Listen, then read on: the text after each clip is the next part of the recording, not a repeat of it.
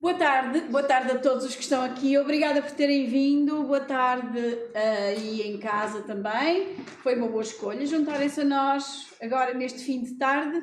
Isto é o Centro Cultural Penedo da Saudade, do Politécnico de Coimbra, um lugar onde a cultura é uma informalidade, mas onde há cultura, e isso satisfaz-me. É por isso que eu gosto de estar aqui e gosto de vos ver aqui também, porque todos ganhamos. Obrigada Rui, por esta parceria, que nos permite ter aqui todas as últimas quartas-feiras do mês uma grande conversa, com viagens e viajantes e pessoas normalmente que sabem muito sobre as coisas e, portanto, farto-me de aprender. E espero que, como eu, haja por aí também mais gente que possa aprender também com estas pessoas que aqui vêm conversar connosco. Sim, que isto não são palestras, são conversas. No final, para quem estiver aí em casa, já sabem que podem fazer os vossos comentários, colocar as vossas questões através da página de Facebook, para onde está, do Centro Cultural Penedo da Saudade, onde está, e que essas questões serão transmitidas à Sofia, que está cá hoje connosco, e que eu vou deixar aqui para o Rui Munhoz apresentar condignamente. Até já, boa conversa. Obrigado, Cristina. Cristina, obrigado a si, ao Centro Cultural Penedo da Saudade, à excelente equipa, a todos vós pela oportunidade que dão às conversas viajantes. Eu creio que esta conversa será a número 81 e creio que é a 27ª aqui no Centro Cultural Penedo da Saudade, a casa que também nos recebe. Obrigado a todos vós e não vou perder tempo porque a Sofia vai levar-nos a viajar por Israel, pelo judaísmo. E como disse a Cristina muito bem, vamos todos viajar contigo e aprender muito. Obrigado. Obrigada. Sofia. Boa tarde a todos os presentes e a todos aqueles que despenderam um bocadinho de tempo para aqui vir. Obrigada, Rui, desde logo para situar o contexto do convite num curso livre que a APSER, Academia para o Encontro de Culturas e Religiões, fez. Quando eu disse ao Rui que fui a Israel, ele, em 2018, imediatamente me convidou a vir cá. Depois, outros cursos se foram realizando e quando saiu este livro sobre as grandes religiões, eu escrevi o capítulo sobre o judaísmo e o Rui perguntou-me se eu não queria vir falar sobre o judaísmo. Só que eu pensei, se calhar é mais aborrecido vir falar sobre o judaísmo do que vir falar sobre Israel. Ou então conjugo um bocadinho das duas. Então o que eu pensei foi trazer-vos algumas fotografias dos sítios que visitei, não todos porque é impossível, senão eram só praticamente igrejas, basílicas, ruínas, e portanto é uma seleção, mas quase todos estão aqui presentes. Eu vou já abrir aqui o PowerPoint e agradeço também à Cristina e ao Rui ao trabalho de ambos na divulgação então desta conversa, que eu não sabia que já era esse número tão grande de conversas que já existe. Ok.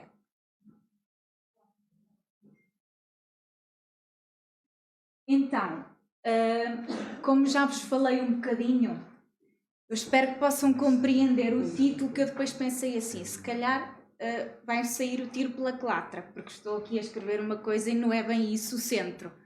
Então, Israel, um percurso fotográfico, e o que vem a seguir, o foco na história do judaísmo, está relacionado com o percurso fotográfico que eu vou fazer. Ou seja, aqui o título do foco foi a intenção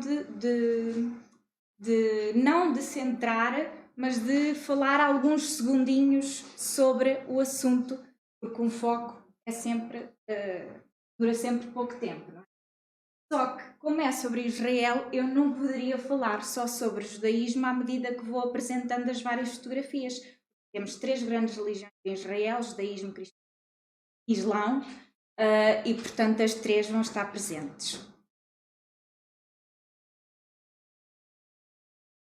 Eu começaria talvez por vos perguntar, isto explicando um bocadinho a partir do que eu tenho trabalhado, porque o judaísmo é imenso e o que eu tenho trabalhado diz respeito mais à parte do judaísmo antigo. Então, abro-vos um bocadinho a conversa perguntando, quando se fala de judaísmo, que palavras é que vos vêm à cabeça? Assim umas 4, 5. Ok, o Shabat. Alimentação. Kosher. Umas? Sim, sim, sim. E o sábado?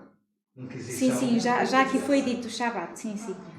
Ok, pronto. Portanto, como eu esperava, são realidades, são palavras que remetem para realidades mais posteriores. No que diz respeito a judaísmo antigo, judaísmo na antiguidade, nós temos muitas outras coisas de que poderemos falar, sem ser só dessas realidades que disseram, porque, nomeadamente o Shabat, a alimentação, são tudo realidades que têm que ver mais com o conceito de purificação e que só a partir do século V, IV a.C., quando os judeus retornam para aquele que deixou de ser o seu território há muito tempo, é que efetivamente se começam a criar regras e a criar uma comunidade que se reúne em torno de uma religião. Aí sim já podemos falar concretamente de judaísmo. Mas como o judaísmo não se refere só a uma religião e refere-se também a uma cultura, a palavra serve para variados assuntos. Então, a viagem que eu fiz a Israel em 2018 teve o seguimento de um curso livre que realizei e, portanto, essa viagem era opcional para quem queria, para quem realizou efetivamente o curso livre. Antes de falar dele, porque está diretamente relacionado com a viagem, eu vou-vos ler um excerto de um livro de José Nunes Carreira, que, na minha opinião, é quase um poema. Portanto, é um texto-poema.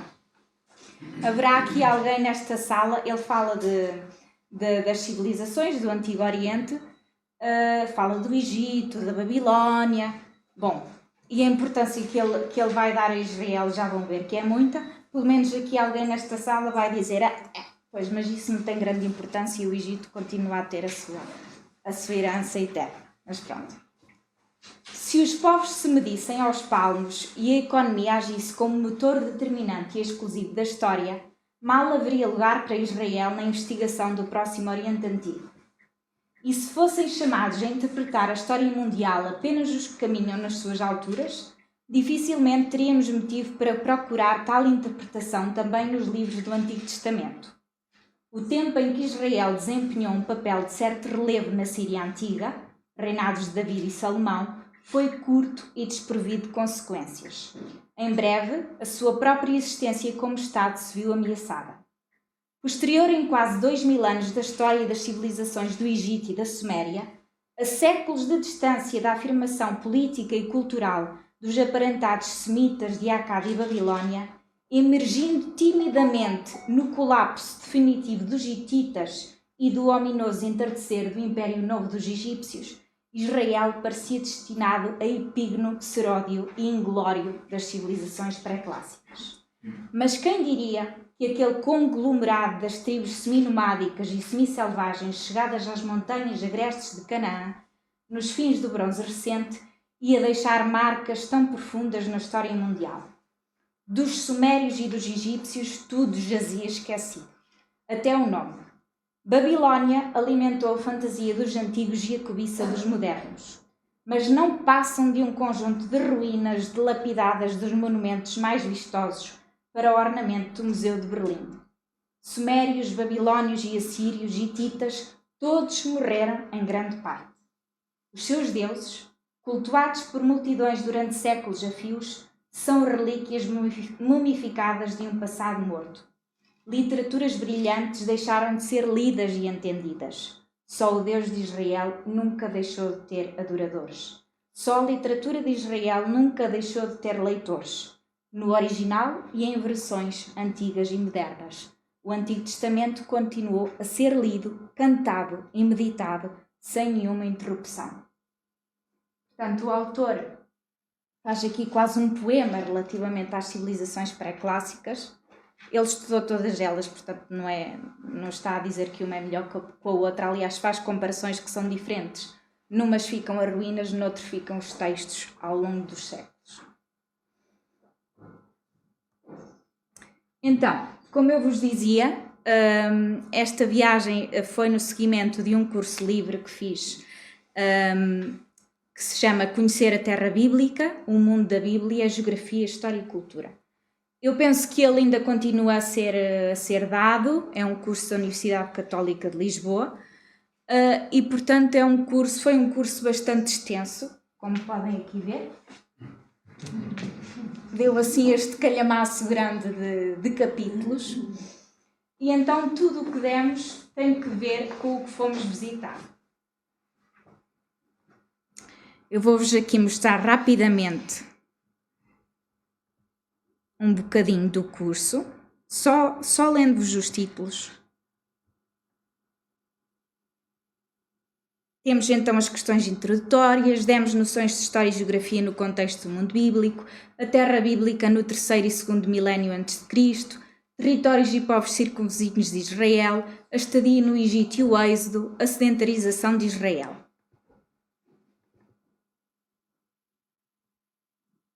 Da sedentarização à formação do Império de David e Salomão, a formação e história dos reinos de Israel e Judá, os últimos anos do reino de Judá, a esperança no regresso do exílio, o regresso do exílio e o período persa, judaísmo e helenismo em confronto, consequências da helenização da Palestina para a identidade judaica, o domínio dos reis hasmoneus e a sua política para com os povos vizinhos e, por último, no último módulo,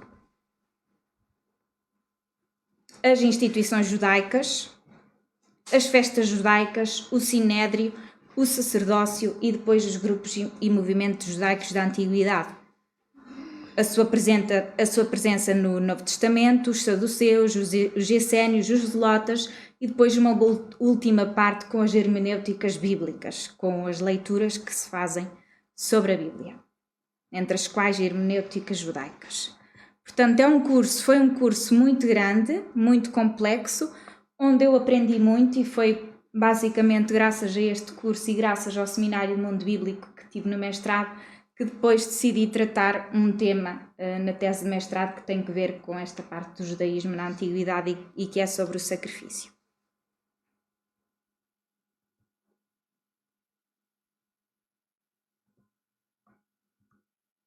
Ok, então, posso-vos dar aqui algumas ideias relativamente a algumas coisas que aprendemos e outras reflexões que fui fazendo sobre estas temáticas do mundo bíblico e venho-vos aqui deixar algumas delas porque penso que são essencialmente importantes. Não é com o intuito de fazer aqui uma aula, porque não é uma aula, mas são algumas reflexões que eu acho que são importantes chamar a atenção e que vêm daqui deste livro, que é o livro de uma professora brasileira da Universidade de São Paulo, Via Maris, Bíblia Hebraica, Textos e Contextos. Então, ela diz-nos: o contacto da grande massa de leitores dá-se através das suas inúmeras apropriações. Traduções, versões, paráfrases antigas e modernas, ok? Portanto, nós temos acesso à Bíblia através disto, através das traduções.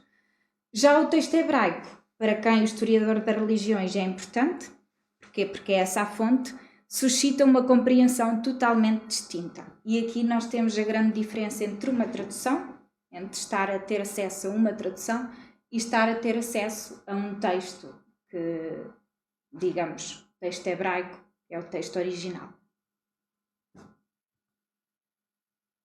Portanto, quem estuda estas temáticas não se pode apropriar simplesmente das traduções, é aí que eu quero chegar.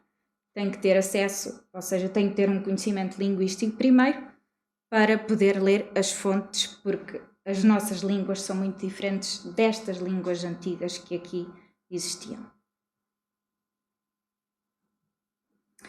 Ora, e a autora dá-nos aqui um exemplo. O pensamento semita é essencialmente dinâmico e espacial, reflexo da sua percepção da realidade sensível, na qual nada é fixo e inflexível, mas mutável, transitório e em movimento perene. Por isso é que uma palavra em hebraico pode ter múltiplos significados. E às vezes num texto tem aquele significado, mas noutro tem já outro significado, a mesma palavra.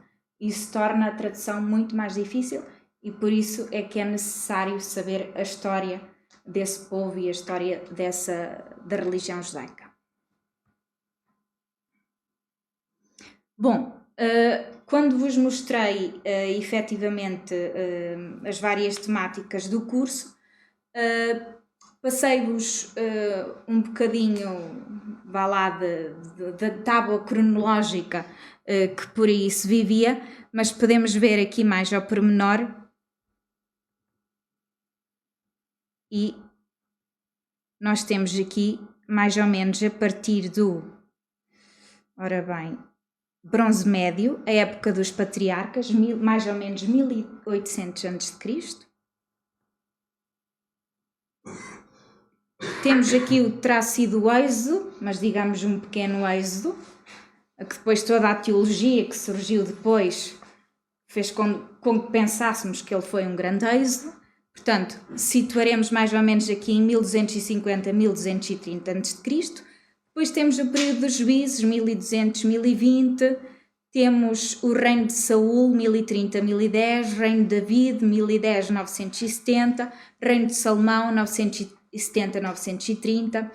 Temos o período do reino dividido, que vai de 930 até ao Império Assírio, em 858. Temos o Império de Babilónia, 625, o Império Persa, 539. Portanto, isto tudo dentro do mesmo território. Falamos das conquistas dentro do território. O Império Grego, desde 333 até 63 a.C., onde temos a época romana, morte de Jesus, 30, e revolta judaica a partir da destruição do templo em 70. É toda esta cronologia que se refere ao mundo bíblico. Depois disso, nós já não falamos mundo bíblico, já falamos da época do Segundo Templo, ok? E, portanto, é toda esta cronologia que nós temos no Antigo Testamento. O que torna difícil a leitura, difícil ou mais difícil, não é? A leitura dos textos, porque num único texto, num único livro, nós podemos ter várias tradições relativamente a vários séculos, podemos ter vários conceitos de Deus, porque dizer que o Antigo Testamento tem um Deus é um erro, ok? Tem vários, para além de haver vários deuses no Antigo Testamento, há um Deus que evolui, um pensamento sobre esse Deus que vai evoluindo.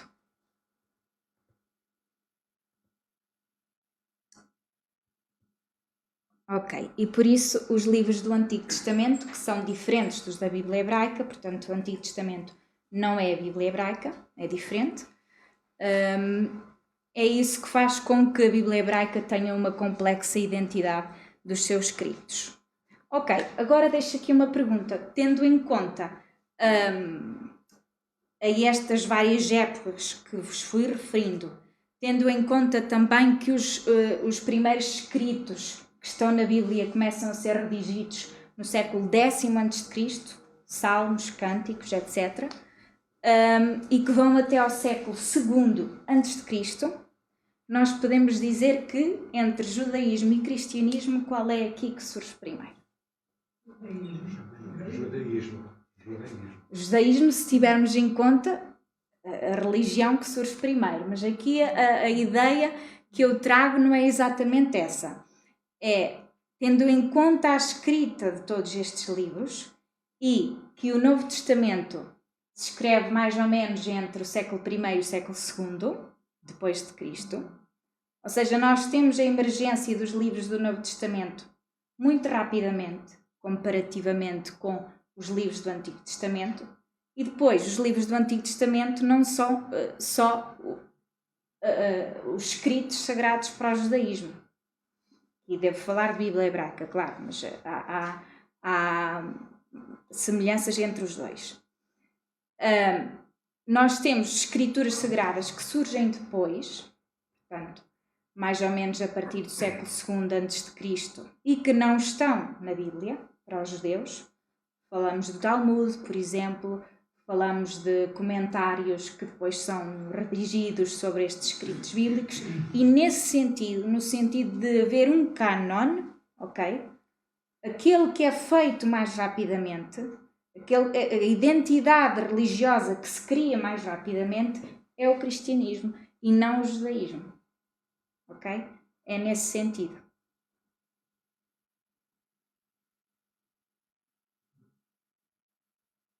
Claro que está válido tudo aquilo do judaísmo, claro, emergir primeiro de cristianismo. Só que quando o cristianismo, e temos os livros sagrados do cristianismo, os livros do Novo Testamento, quando se fixam, o judaísmo ainda está a fazer esse trabalho, ok? Portanto, nesse sentido, o cristianismo é mais rápido. Ok, isto são as diferenças entre o Antigo Testamento e a Bíblia Hebraica, mas não vos vou amassar agora com isto. E então temos aqui um grande acontecimento, um livro que vai, digamos, virar toda a interpretação que é feita dos escritos bíblicos, e que é este que aqui tem, e a capa é tirada de um selo que foi encontrado em Megiddo, que é uma cidade que vamos ver a seguir. E porquê? Porque este livro permitiu a comparação de várias civilizações do Antigo Oriente Próximo e permitiu, a partir da descoberta, decifração e publicação das fontes literárias desse Antigo Oriente, que se fizessem estudos comparativos relativamente aos textos bíblicos.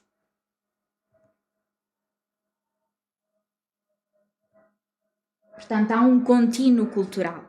E isso fez com que a Bíblia Hebraica pudesse ser situada no seu contexto original, que é este contexto das civilizações antigas. E resgatar os escritos bíblicos do vácuo da exegese e da tradição que estavam até então, a esta época, habituados. Ok, depois cria-se a partir desta descoberta destas fontes, ali todas na mesma zona, uma crítica literária na Bíblia. E é essa crítica literária baseada no hebraico que faz com que se faça um trabalho, uma visão completa, uma visão holística relativamente ao trabalho que é possível da Bíblia hebraica. Ok, no entanto, este estudo académico que é possível fazer não deve desacralizar a Bíblia hebraica, porque ela foi feita para ser sagrada, ok? Isto são várias posturas que quem trabalha nesta área vários métodos tem que ter. Aqui uma fotografia de Tiberíades, portanto, norte de Israel, e já que estamos aqui a falar da importância do hebraico e da importância de ler o hebraico a partir da Bíblia hebraica, Tiberíades e a escola de escribas de Ben Asher tiveram um papel bastante importante no século V, VI depois de Cristo, porque foram eles, houve várias escolas que ao mesmo tempo se dedicaram a esse trabalho, mas aqui o trabalho era, nos textos em hebraico, atribuir-lhes uma vocalização, para que ela não se perdesse ao longo do tempo. Portanto, havia várias pronúncias, e aqui o que se faz é fixar a pronúncia das palavras com a vocalização. Podem ser sinaizinhos em cima das letras hebraicas, podem ser sinais por baixo, tudo isso diz respeito à vocalização. Como veem aqui, nesta palavra, ali o pontinho que indica uma vogal, chá, indica um A, e aqui em cima um O, shalom, que é talvez a palavra em hebraico mais conhecida. Ok, então aqui já percebemos um bocadinho as diferenças entre o hebraico e as nossas línguas, o trabalho que é a tradução e a exigência que exige a tradução dessas mesmas palavras. E passamos então para os lugares. Conseguem ver aqui Israel a vermelho e o seu tamanho muito pequenino, por exemplo, relativamente a Portugal, embora tenha quase o mesmo número de habitantes. Vou-vos mostrar aqui um mapa mais ao pormenor.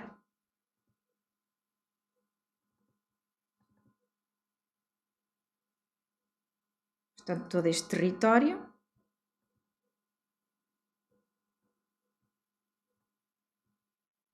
E começa aqui em cima, aponta mais a norte, Tiberíades assim aqui, pelo Mar da Galileia. Temos aqui a costa mediterrânica. Há praticamente uma via só para percorrer esta costa, uma autoestrada, sempre com a visão para o Mediterrâneo. Temos aqui a parte do centro, digamos que o território é tão pequenino quase que não dá para identificar centro, mas sim norte e sul, não é?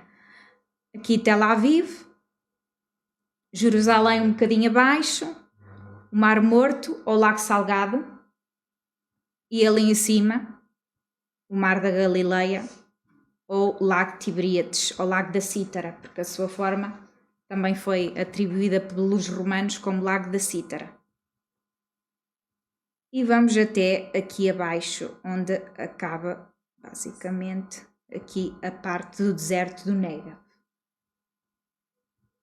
Portanto, de Jerusalém para baixo é quase só deserto. E a parte mais fértil está em cima, na parte do norte. É engraçado porque o território percorre-se no instante e dá para ver as diferenças, numa viagem dá para ver as diferenças bastante grandes entre as paisagens. E é por isso é que também é um território rico.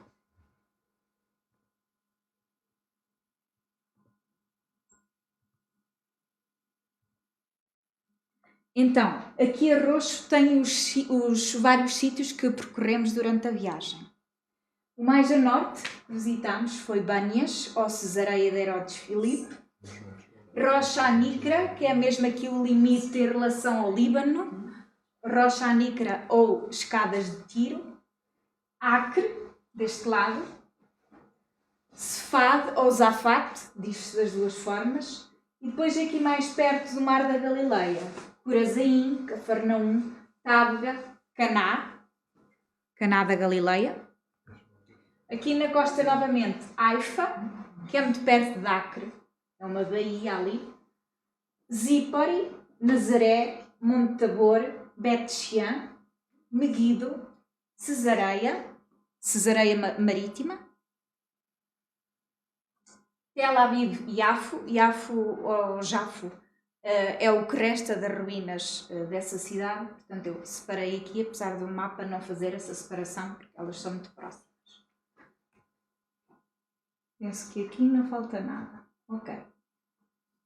Tem ali o aeroporto onde parámos, o aeroporto Ben Gurion, Emaús, que eu tive que localizar porque o mapa não localizava, Jerusalém, Betânia, também localizei ali, Belém, Jericó, Qumran, aqui claro o Mar Morto, Ashkelon, portanto isto diz respeito mais ao sul de Israel,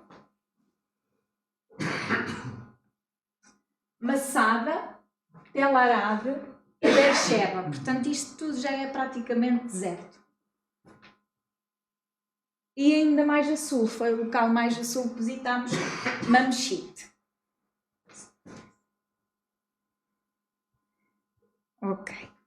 Agora então, as fotografias que vos vou mostrar. E começamos então por Acre.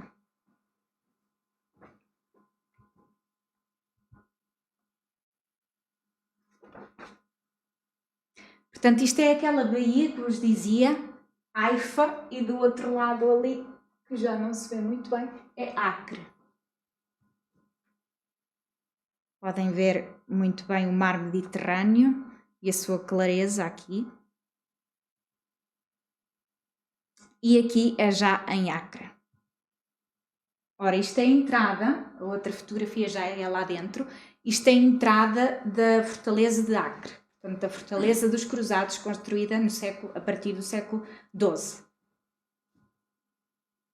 E chegou a ser Acre, chegou a ser a capital do reino de Jerusalém. Isto também no interior.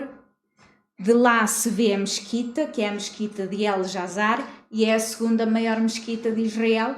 A primeira é em Jerusalém, que é a mesquita Al-Aqsa, a mesquita da Rocha.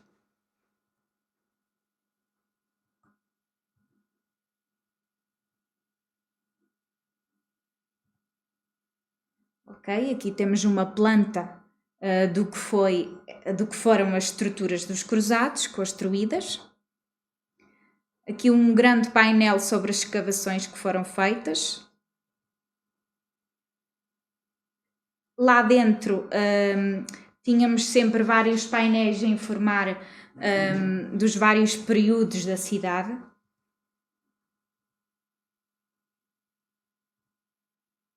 E temos aqui uma inscrição de Dar al-Omar, na altura governante de Acre, ou seja, em 1163.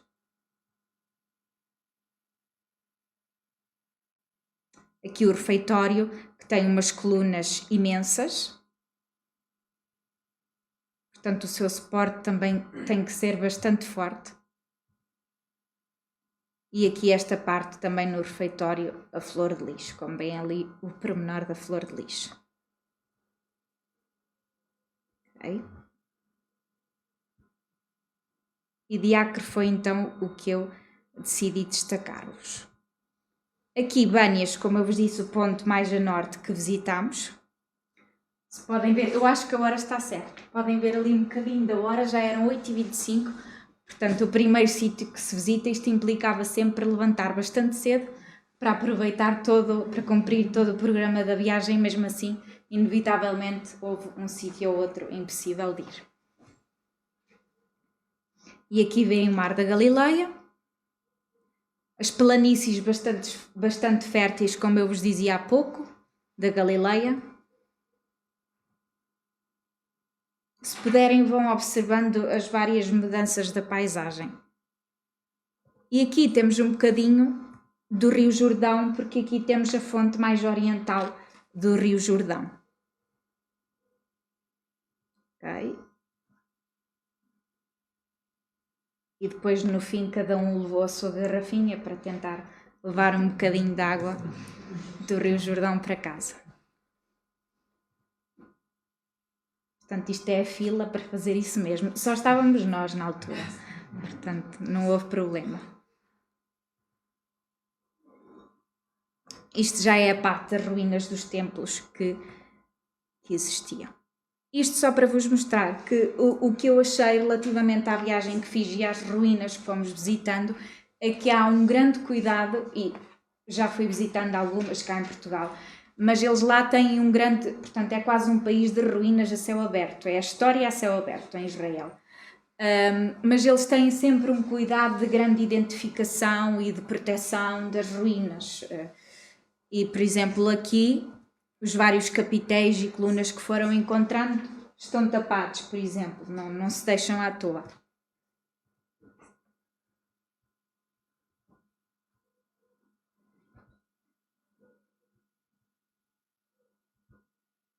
Aqui, em Bet Shean, é uma cidade romana muito maior, portanto a sua amplitude já não tem nada a ver com as outras que fui visitando. Vocês ali conseguem ver o Cardos Máximo, que é enorme, é bastante largo, as colunas que o acompanham também são imensas. E eu penso que foi aqui, não sei, mas estou-me a recordar há uma série de cassetes de um autor que vai falando também, vai lendo, penso que é em inglês, um autor que vai lendo as várias passagens do Antigo Testamento, e ele filmou aqui também, em Bet Shean, exatamente aqui neste sítio, penso eu. A parte dos banhos, sempre a tal explicação e o cuidado que têm. Aqui fazem ideia do que pode ser, tirando esta cruz clara, que já é posterior.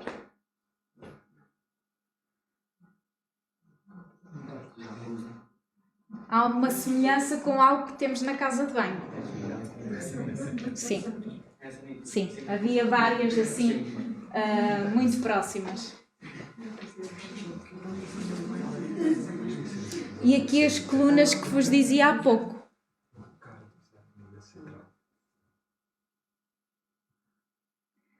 Algumas estão deitadas porque houve um terremoto e elas foram deixadas assim. Só para verem o tamanho. Esta senhora era alta, portanto aqui não parece baixinha e meio cheinha, mas não, esta senhora era bastante alta.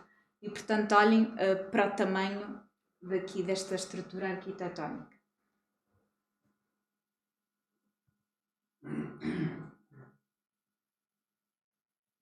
Ok.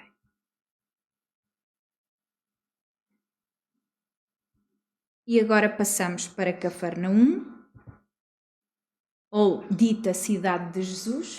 porque no Novo Testamento temos referências a essa cidade como a cidade onde fez os seus vários milagres. Um mosteiro exatamente à frente, que é o mosteiro de Cursi, bizantino, mas que nós não chegámos a visitar.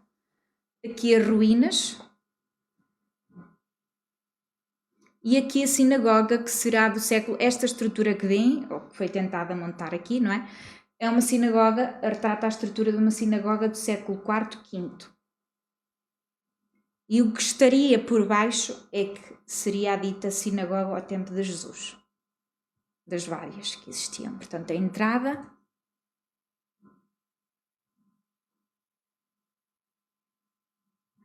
As colunas de um lado e as colunas do outro. Ok? E outras ruínas desta parte que nós já não visitamos.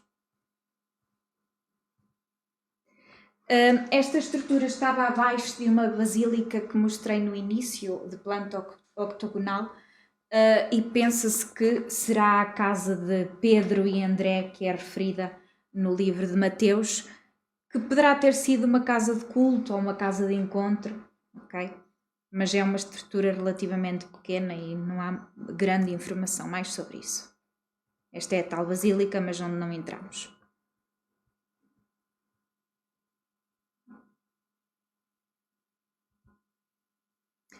Curazaim é curioso porque é um local, apesar de estar as suas ruínas aqui, este foi um caso singular entre aqueles que encontrei, não estava tão explícito os sítios como as encontradas até então.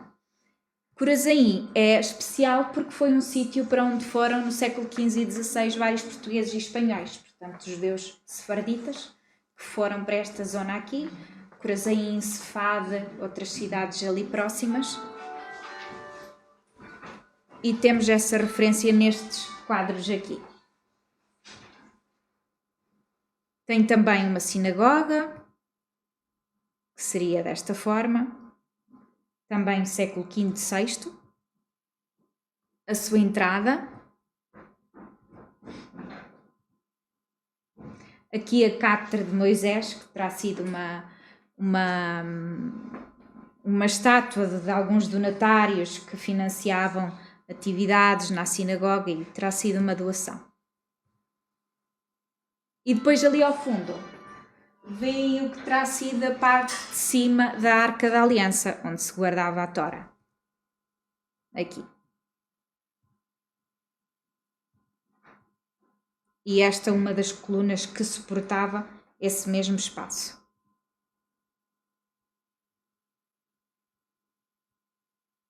Se quiserem fazer alguma pergunta enquanto veem as fotografias, também estejam à vontade. Aqui, para desanuviar um bocadinho de informação, trago-vos umas fotografias do Mar da Galileia e desta paisagem de flores à volta que parecia quase primaveril, no entanto era verão. Não se pode só baixar este... Obrigado. E depois o passeio de barco que demos à volta do lago.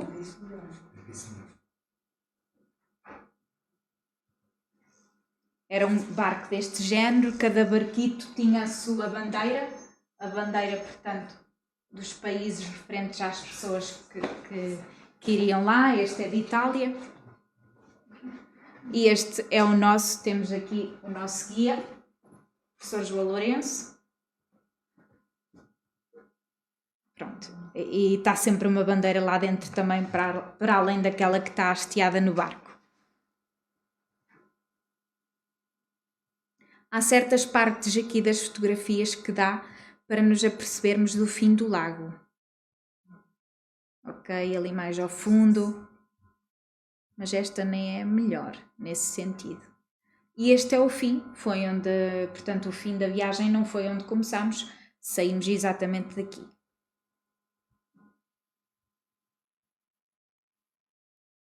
Meguido é a tal cidade que vos referia há pouco, onde foi encontrada o tal selo do século VIII a.C., e é uma cidade aqui de grande importância, porque ela é ocupada durante vários séculos.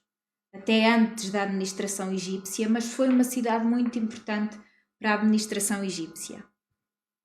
Digamos que era uma cidade multicultural à época.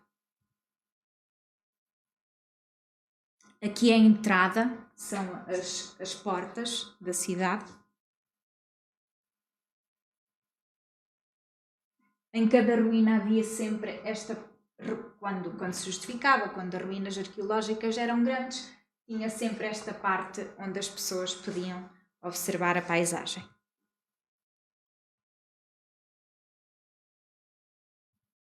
E temos aqui a área sagrada e, portanto, o altar dos sacrifícios. Foi o primeiro altar dos sacrifícios com que eu tive contacto e este, digamos, é bastante grande comparado com o outro que vos vou mostrar. Os estábulos norte.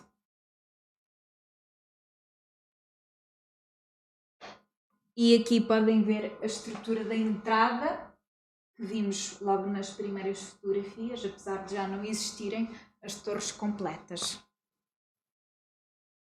Okay.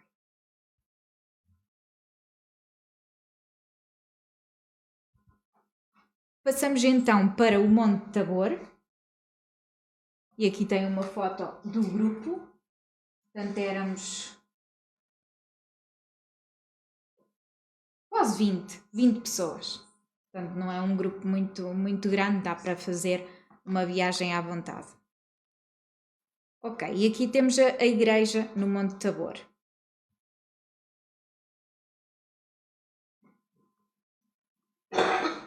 Que remete para a transfiguração de Jesus.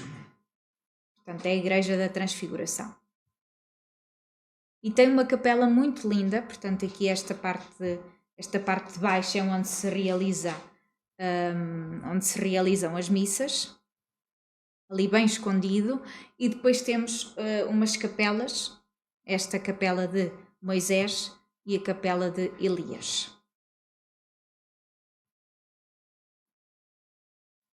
Mas é ortodoxo? Não. Inclusive ainda tem uma comunidade beneditina lá que se estabeleceu no século XI, XII e continua ao lado ainda o mosteiro da comunidade. Aqui conseguem ver ao pormenor exatamente os mosaicos da capela. A luz, que remete para a transfiguração. O vitral, também muito bonito. Portanto, é uma igreja simples, mas esta parte da Capela Mor é bastante bonita e destaca-se bastante bem. E aqui tem a parte de baixo.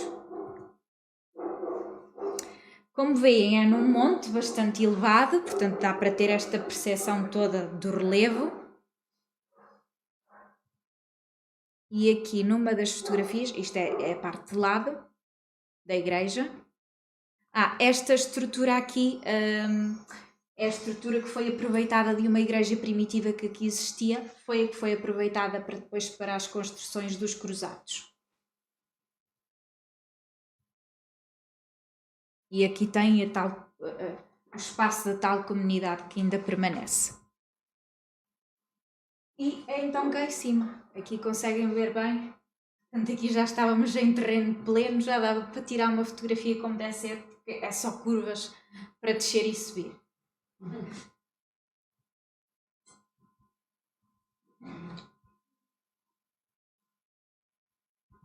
Aqui de Nazaré mostro-vos a Basílica da Anunciação, que tem uma particularidade, é que dentro dessa basílica tem azulejos de cada país que remetem para Maria, ou no caso de Portugal, tem também Fátima. Aqui podem ver a parte de fora, que isto é um bocadinho da cidade, aqui podem ver a parte de fora da fachada.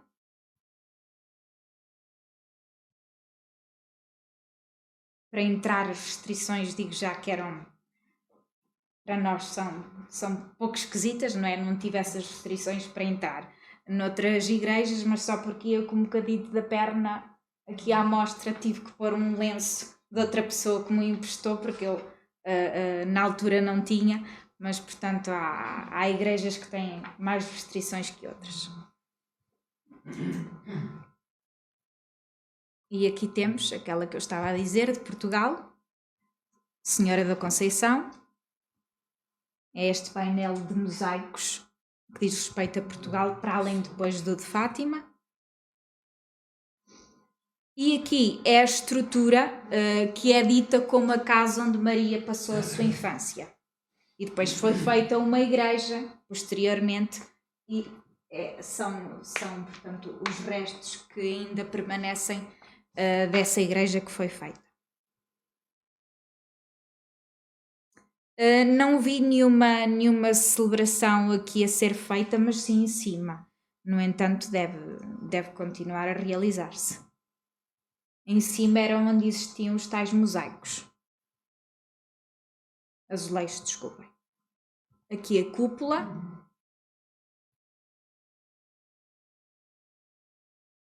E isto já é a parte da subida.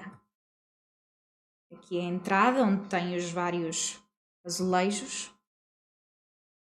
Tem uma estrutura muito diferente das igrejas a que estamos habituados. Ok, aqui há alguns engraçados. Vejam até um bocadinho mais de Extremo Oriente. A Capela Mor e a parte de trás, os vitrais. São aqueles que se veem por fora um bocadinho. Ok? E aquela que eu vos dizia.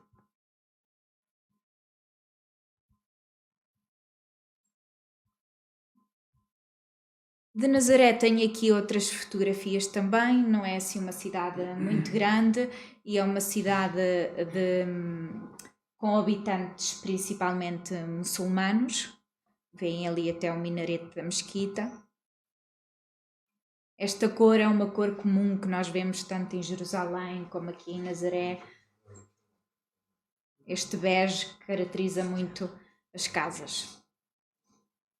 Mas depois também tem ali uma igreja, portanto há sempre esta comunhão de religiões no mesmo sítio. Aqui no norte há, portanto, bastantes sítios que foram visitados. Aqui, esta pequena vilazinha que é Cefade, é muito bonita no sentido em que tem esta conjugação do azul com o bege que vemos noutras cidades que existem no sul de Espanha, onde vivem bastante um número grande de judeus ortodoxos, e tinha sempre ao longo das ruas vários sítios de arte. Só que cada peça era um preço enorme, mas com peças muito bonitas, bandeiras em vários lados, esta pintura, a sinagoga que não pudemos visitar, estava fechada.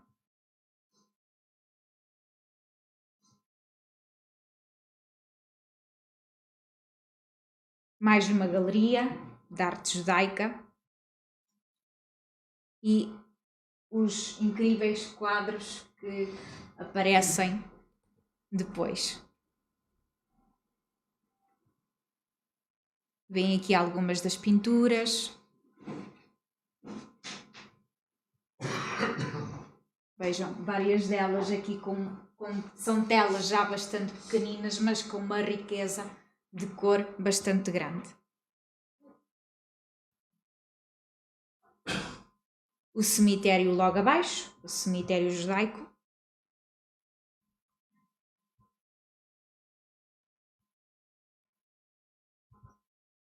E temos outra cidade romana, esta com uma grande preservação, e foi onde eu vi mosaicos romanos em melhor estado, claro, preservados, não é?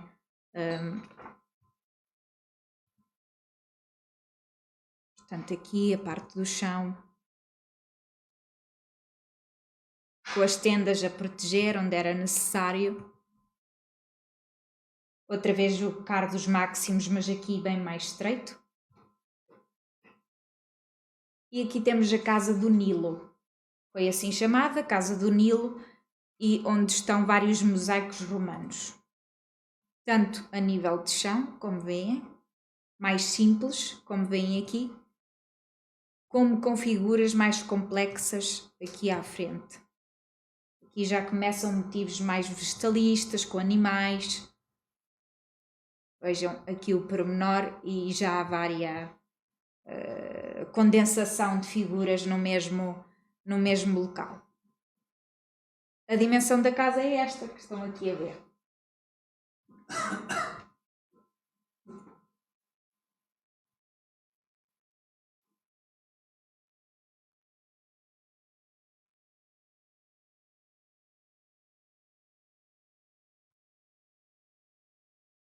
Aqui temos as mulheres amazonas, aqui retratadas.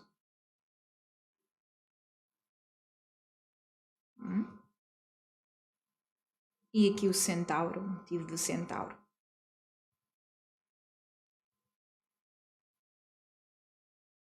Animais, isto faz tudo parte do chamado mosaico do Nilo, como aqui têm.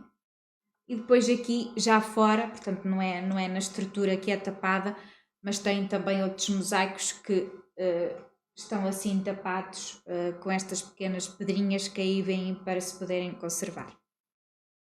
E como se isto já não bastasse, esta série de mosaicos romanos, temos uma estrutura que é possível subir e que vai dar a este edifício, onde lá dentro temos mais uma série de mosaicos bem preservados, e aqui já remete também para estações do ano.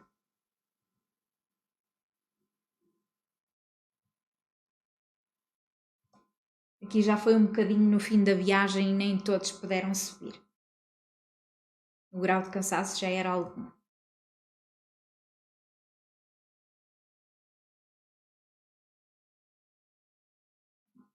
Isto é a vista exatamente a partir desse edifício.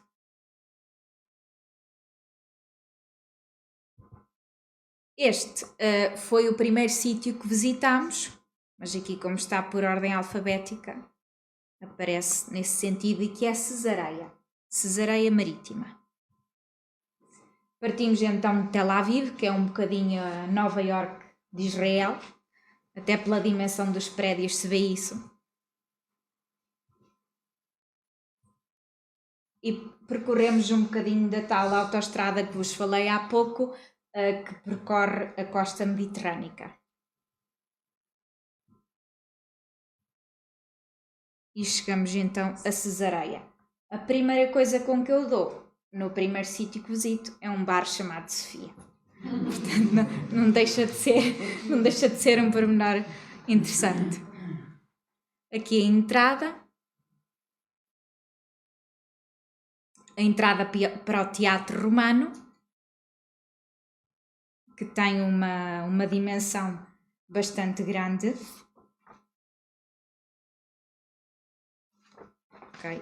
Ali na entrada onde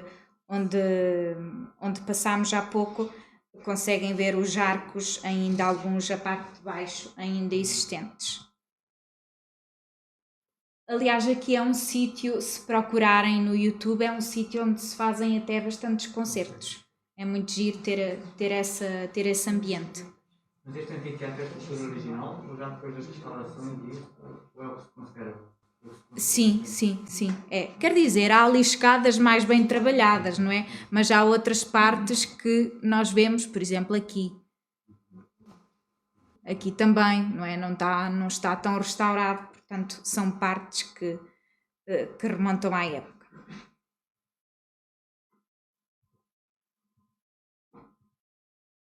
Várias colunas. Aqui conseguem ter uma ideia da dimensão. E depois a parte das ruínas, que diz respeito mais a estar perto do mar. O grande porto romano era Cesareia. Sim, não era? Cesareia. Por isso é que é Cesareia Marítima. Foi destruído por terremotos e o solo foi cedendo.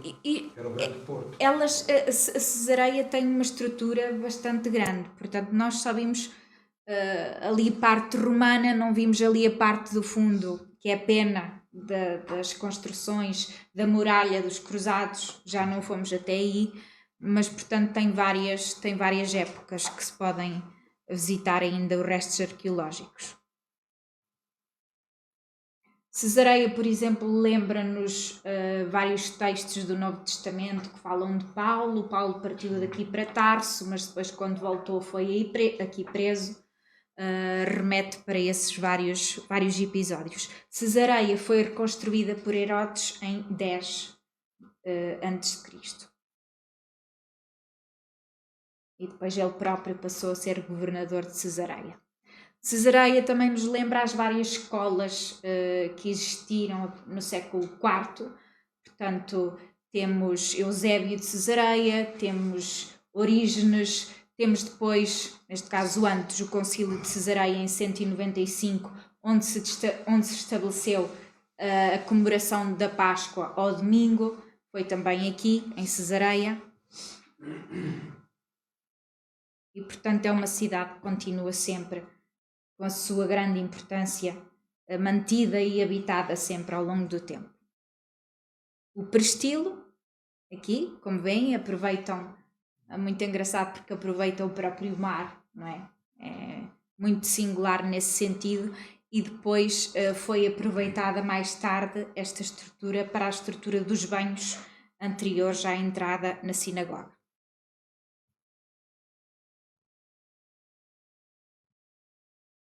A parte da praia.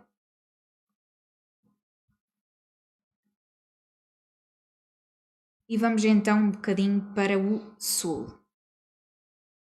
Já temos muito menos. Isto porquê? Porque para além de a maior parte ser território deserto, em Jerusalém visitámos muitas coisas e eu, portanto, só posso trazer aqui algumas delas e decidi trazer talvez aquelas menos conhecidas. Portanto, eu tenho aqui algures numa pasta fotografias do Santo Sepulcro, mas não era, por exemplo, minha ideia mostrar, porque vocês veem o Santo Sepulcro na televisão, não é? Vêm em várias partes, até as cerimónias às vezes que se fazem, e nesse sentido eu trago-vos outros sítios que visitamos. Até posso começar mesmo aí por Jerusalém.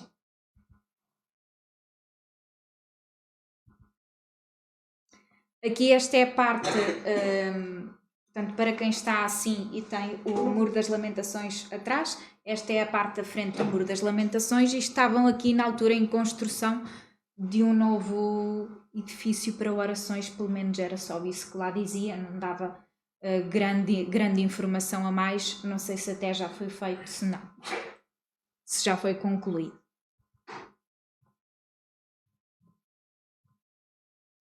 Aqui vem a parte do Muro das Lamentações, ao longe, aqui mais de perto. Tem uma parte que separa homens e mulheres, portanto, normalmente nós na televisão só vemos esta parte. Nem se sabe à partida que há outra parte, porque nunca filmam, acho eu, pelo menos nas filmagens na televisão nunca vejo a parte das mulheres a orar, vê-se sempre esta parte. E, portanto, tem o tal murozinho a dividir. A estrutura do templo, isto foi, portanto, são fotografias tiradas numas barras que existem para as pessoas não entrarem, e tem, as pessoas, os turistas no caso, isto foi à noite, e tem sempre esta parte onde tem os livros das orações, às vezes há partes ali meio desarrumadas no meio. É um bocadinho estranho. Por exemplo, aqui as cadeiras de plástico. Isto já é a parte feminina. Aqui é a parte das abluções antes da entrada no Muro das Lamentações. A parte dos livros, como vos dizia também.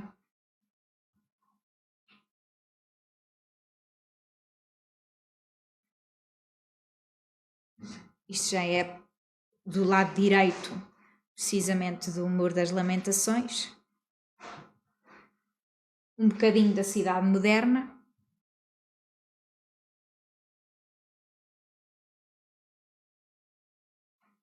E aqui um museu que está, na altura estava a ser construído, mas que eu achei curioso, porque em Jerusalém foi assim o sítio onde eu vi que existia mais animosidade entre judeus e muçulmanos. Claro que houve um sítio ou outro onde ouvi tiros, mas nunca mais que isso. Mas aqui, se alguém, por exemplo, portanto, no dia do Shabat,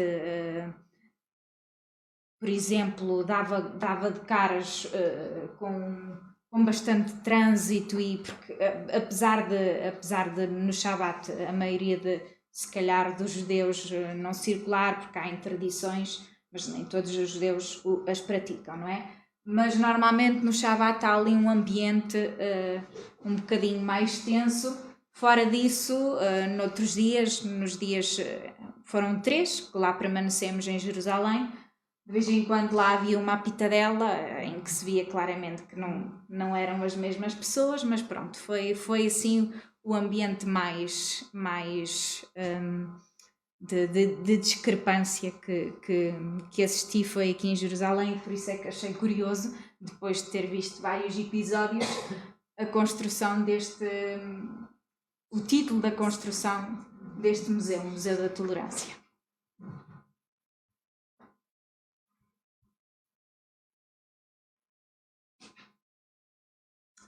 Ainda há aqui mais, portanto isto foi fora. Aqui é a parte do Museu de Israel, que nós só visitamos o exterior do museu e não o interior, porque já tínhamos visitado outro museu, o Museu das Terras da Bíblia, e aqui é a parte exterior do Museu de Israel, onde vem aqui esta maquete enorme construída ao longo da parte exterior do museu e que é relativamente à cidade antiga. O templo, aquele que depois foi destruído no ano 70.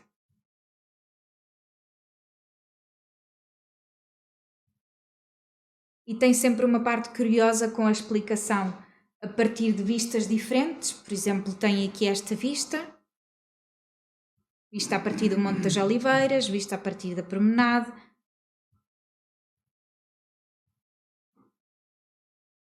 Outra vista a partir da Cidade Nova, e são as várias opções que temos para explorar esta maquete.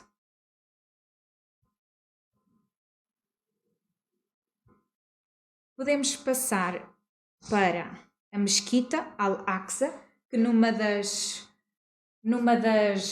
dos dias em que percorríamos os mercados, naquelas ruazinhas mais antigas da Cidade Velha, eu e um outro casal queríamos visitar a mesquita, demos finalmente com uma entrada, mas depois a esperança ficou logo defraudada porque tínhamos soldados a barrar a própria entrada, algo que eu não percebi muito bem, porque depois quando perguntei ao nosso motorista, que era muçulmano, ele também não percebeu porque é que não pudemos entrar. E depois foi muito gentil no sentido em que até se admirou porque é que cristãos queriam, pensou ele, não é? Cristãos queriam ir ver a mesquita, estranhou, pronto, a abertura, não sei, provavelmente outros cristãos que lá vão também não veem, não sei, não faço ideia. Muitas vezes está bloqueada a entrada pelas autoridades israelitas. Pois foi o caso. Bloqueiam a entrada àquela esplanada a uma cota mais elevada, sim. Não é? Depois temos a praça. Mas ele achou estranho foi o interesse em alguns quererem ver. Então depois quando eu lhe expliquei, ele depois quando foi lá à mesquita, não sei se no mesmo dia, se no dia a seguir, fez um vídeo. Vou-vos mostrar então a ida para lá. Vocês também foram um grupo, não era? Sim. Porque eu fui sozinho. Mas era só eu e outro casal, ninguém estava interessado em entrar, só nós. Também fiquei admirado. Entrei na esplanada, fiquei admirado. Conseguiu entrar na esplanada. Mas em Jerusalém nota-se um ambiente de tensão de uns bairros para os outros. Só pôr um bocadinho mais alto, se calhar.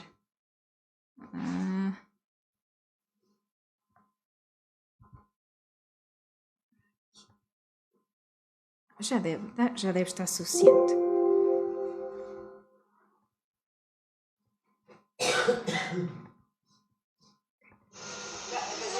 المسجد الأقصى ماسك For you, Sophie.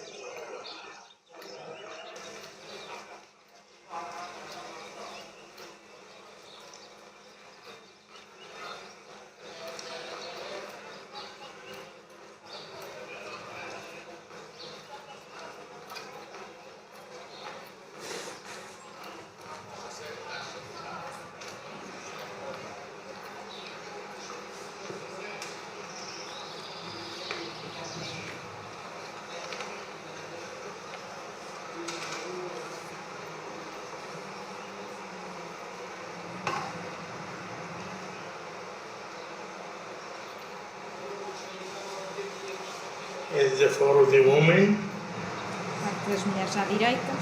the clothes for the woman, and every to the men.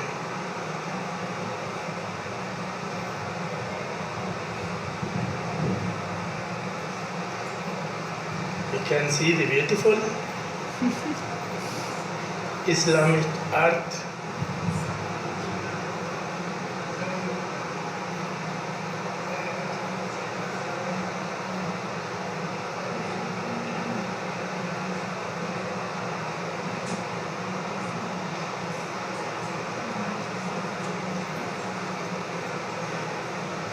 This is the Masjid Al-Aqsa Mosque.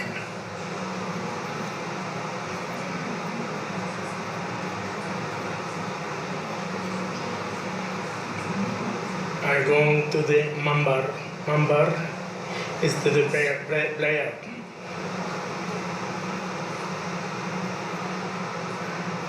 And this is the Mambar. Mambar é púlpito.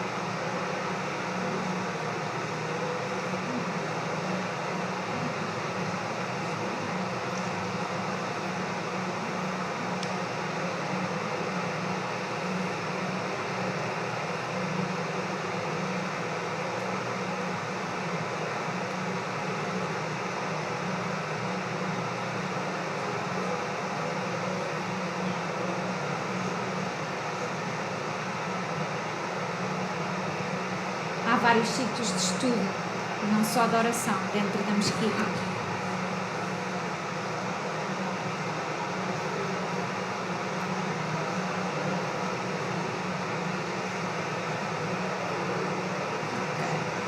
Agora vou parar um bocadinho, porque já é mais da mesma estrutura.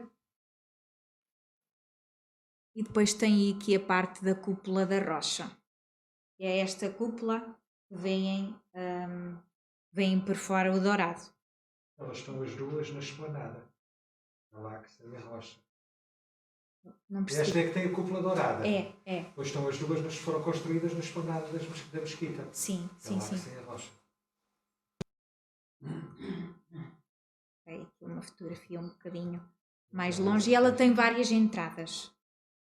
Portanto, tem mais ou menos 4, penso eu, entradas. E esta foi a parte em que, a partir da qual já não podemos passar mais para a frente. Aqui um bocadinho desse ambiente do mercado. As várias roupas. E aqui a saída. Portanto, foi um dia basicamente para passear ao longo das várias ruas da Cidade Velha. Mostro-vos aqui a igreja de Getsemane, particularmente rica pelo seu, aqui tem a fachada, aqui atrás, mas depois mais à frente verão melhor, rica pelo seu contraste entre o azul e o dourado. As várias cúpulas são todas com esse contraste bastante bonito entre o dourado e o azul. E a Capela Mor.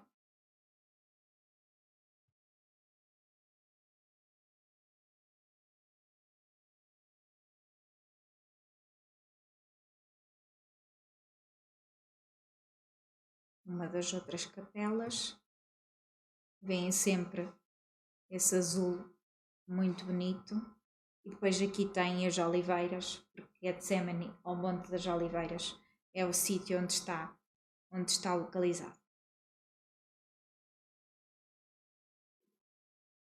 Okay. Agora, para não demorar muito mais, vou-vos mostrar um bocadinho do deserto,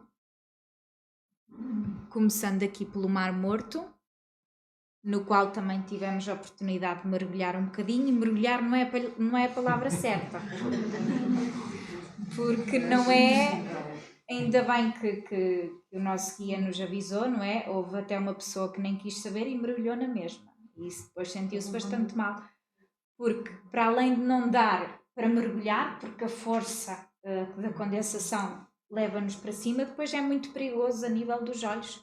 O sal, depois é muito difícil abrir os olhos. Outra das coisas também que nos foi dita é que não deveríamos passar lá mais do que 15 minutos, porque depois certas partes do corpo iriam sentir certas agressões, nomeadamente depois não só na pele. Portanto, é impossível fazer isto e a forma de entrar melhor é devagar. De outra forma é impossível. E faz uma Pois- pressão à pele, deixa de respirar. Sim, assim, uns minutos. sim. Aliás, para a saída há uns banhos, uns chuveiros logo bastante rápidos, mas depois já há balneários para as pessoas se lavarem mesmo como deve ser. Uma das formas de antes disso tirarem melhor o sal é através da lama que existe ali perto. E num lugar qualquer aqui um bocadinho mais para a frente, porque no início não dá, porque é pouca água, não é? Mas num lugar qualquer é possível uma pessoa pôr-se de barriga para cima e flutua-se lá. E é muito engraçado, essa experiência é muito engraçada.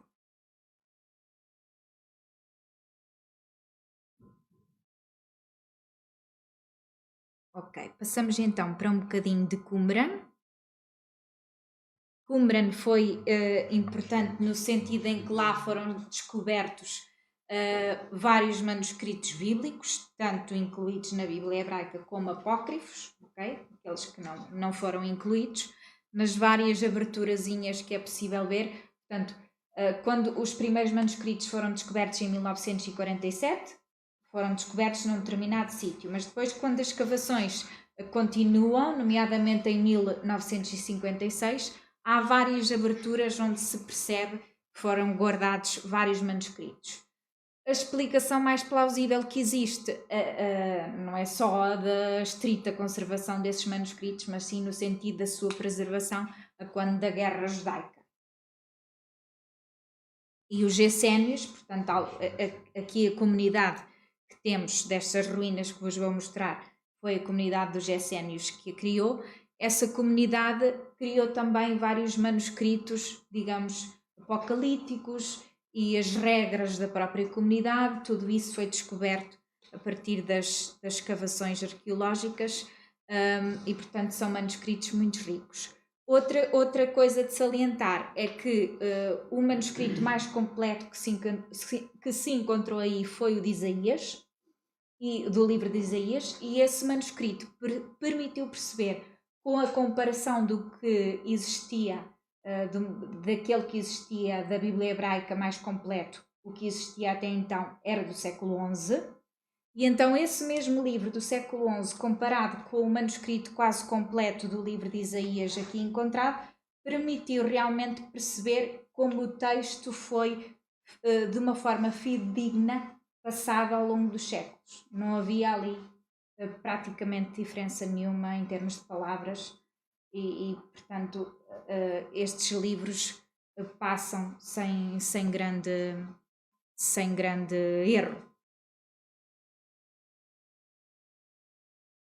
E aqui temos uma paisagem já de montanha, não é ainda o deserto como temos em Massada, mas vemos ali a diferença já de montanha e deserto.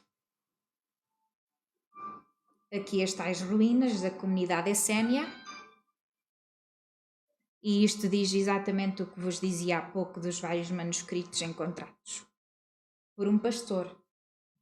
E até ser adquirido pelo Estado de Israel ainda demorou anos. porque depois houve várias pessoas que se apropriaram dos manuscritos, foram vendidos. Então essa operação até o Estado de Israel os conseguir... desculpa.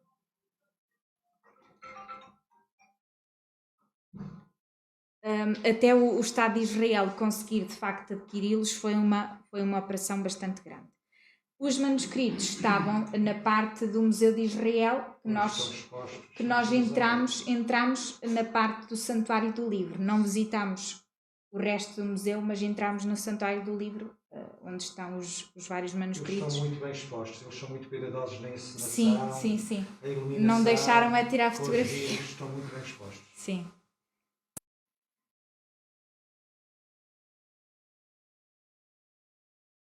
Ok, e agora passamos então para Massada. Tela arada que ali têm também é numa paisagem desértica e portanto é uma estrutura do século VIII a.C. que só por curiosidade, não sei se vai dar para passar, mas só por curiosidade para perceberem que a centralidade que existia do Templo de Jerusalém, que a maior parte dos livros bíblicos nos falam, é uma centralidade um bocadinho mais tardia, porque, por exemplo, no século VIII a.C. existia um templo, também em Tel Arad, como existia noutras cidades do Reino de Israel. Portanto, os cultos aconteciam em vários lados, e só a partir do século VII, VI é que esses templos começam a ser desmantelados, deixados de usar, e realmente fica o Templo de Jerusalém como centro. O nome Massada tem algum significado traduzível? Não. Eu desconheço. Mas era o termo à época. Na Eritreia também há uma... Ah, é? Uma cidade que é uma... Ok. Não sei se conhecem o filme As Mulheres do Deserto. É um filme ainda longo, mas passa-se aqui em Massada e é muito bonito de ver. É uma construção da época de Herodes. Sim, É o Palácio de Herodes, sim, gigantesca. mas antes já existia habitação. E portanto a subida é feita por teleférico. É um bocadinho uma aventura para quem não gosta destas altitudes, mas pronto, tinha que ser, quando se quer ver mesmo um sítio, estas partes têm que passar ao lado. E o território aqui é imenso, portanto parece uma coisa muito pequenina nas fotografias tiradas de cá de baixo, mas é imenso. E portanto é o sítio que eu elegia como, na minha opinião, proporciona uma paisagem realmente bastante bonita do deserto. Foi aquela com que eu me identifiquei mais, porque nunca tinha visto um deserto na altura e uma pessoa pensa que deserto é só areia, como o deserto do Saara, mas este é um deserto completamente diferente, com os seus relevos bastante bonitos. Esta é a estrutura que está na fotografia, na própria fotografia do cartaz, aqui, a parte do Palácio de Herodes. Sim, palácio, sim.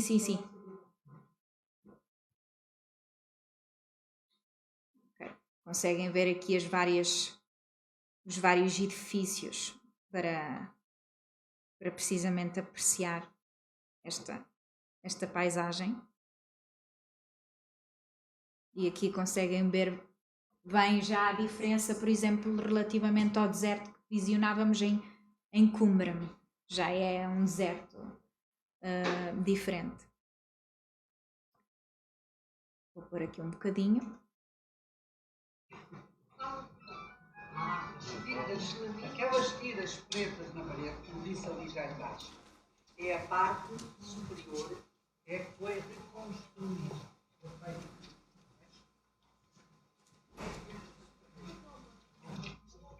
Aqui tem a fotografia que está no cartaz, é dali.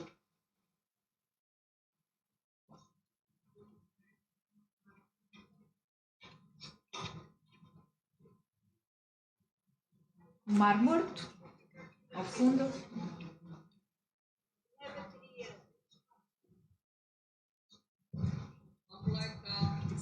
Há quem goste de montanha para ter uma sensação de paz, não é?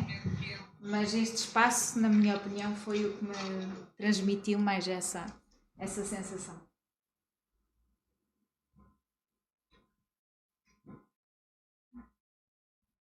Também tem aqui a parte dos banhos, que já mostrei noutras ruínas. E aqui conseguem ter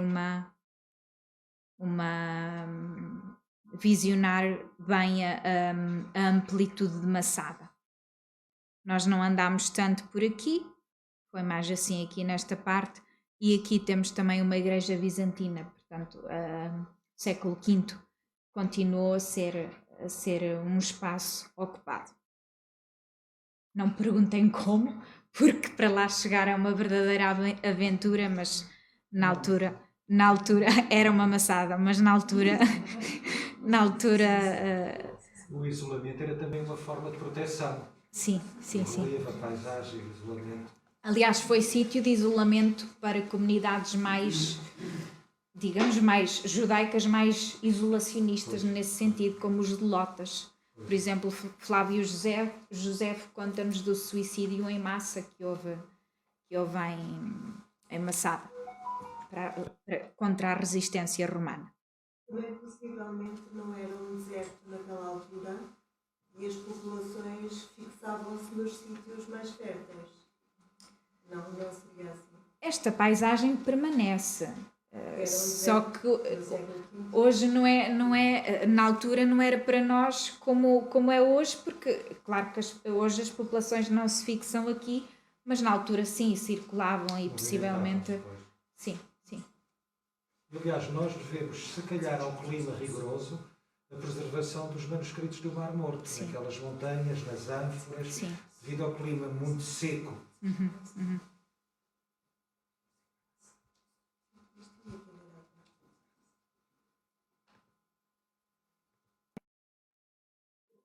Ok.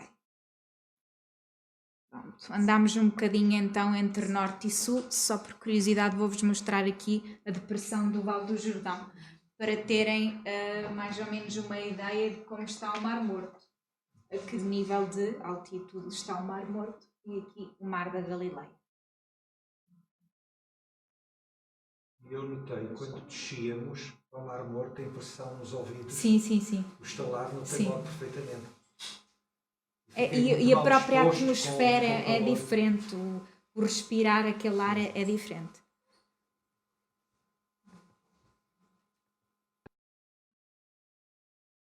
Então, para terminar, e como estive a falar do hebraico, não posso deixar de vos deixar aqui uma música em hebraico e vocês também passam a conhecer um bocadinho este grupo e pesquisar por músicas em hebraico se quiserem. Pronto, porque acho que não poderia deixar de ser.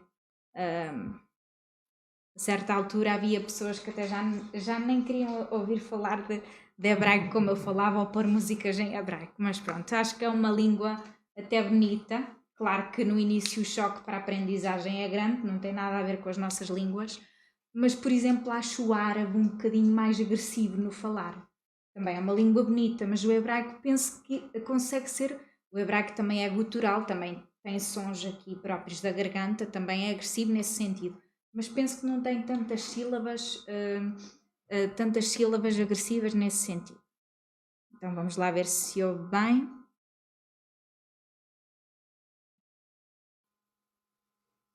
A música chama-se Gadol Adonai. Gadol é grande, Adonai é Senhor.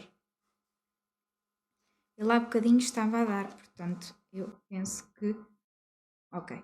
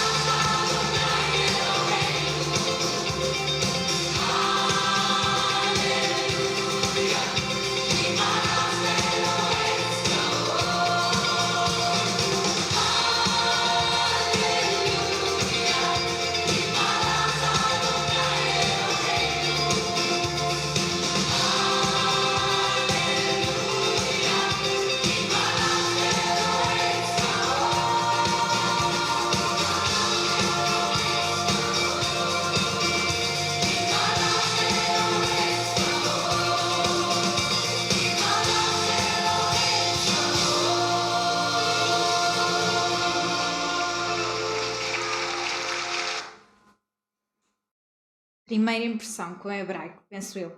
Alguns, não? Gostaram? Ok. Ok. Já pode procurar mais músicas em hebraico.